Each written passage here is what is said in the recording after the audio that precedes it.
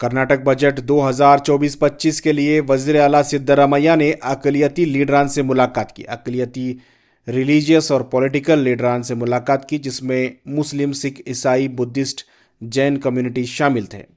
ان تمام 5 minority community کے لیڈران، جس میں ریلیجیس اور پولیٹیکل لیڈران موجود تھے، ان سے ملاقات کی. ریاستی وزیر ضمیر احمد خان کی نگرانی میں منعقدہ اس میٹنگ میں کے جے جارج، نصیر احمد، عبد الجبار یعنی Haris, Salim Ahmed, Belgaum M L A Asif Seth, Waqf board chairman انور پاشا، ریاستی وزیر رحیم خان، کنیز فاطمہ، منصور خان، تنویر سیٹھ وغیرہ موجود رہے.